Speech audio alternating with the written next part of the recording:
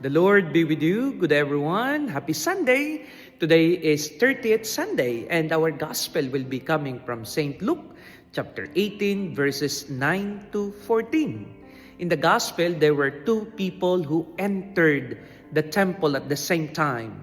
One was a Pharisee and the second was a tax collector. The Pharisee went in front of the altar and he was looking into heaven and thanking God for being unlike the tax collector. He was bragging of his piousness, of his fasting, of his prayer life, of his sacrifices. But at the same time, he was belittling that tax collector and accused him of being murderers, of being adulterous.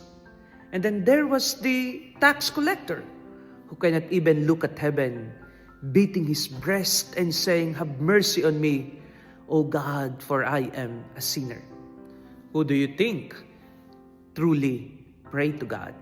Remember what prayer is. Prayer is all about acknowledging that we are nothing before God and humbling ourselves and saying that we are unworthy.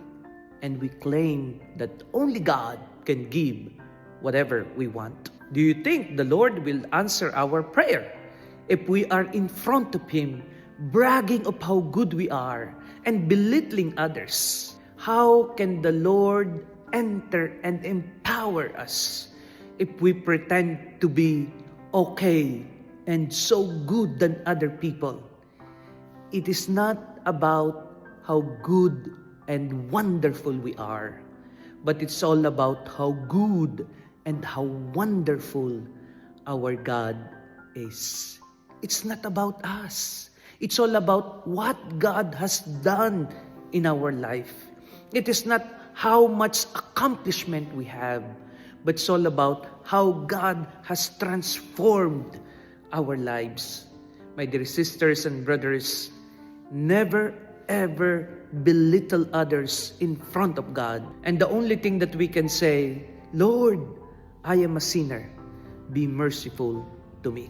Let us acknowledge our nothingness and being weak before God so that He can truly empower us. God bless.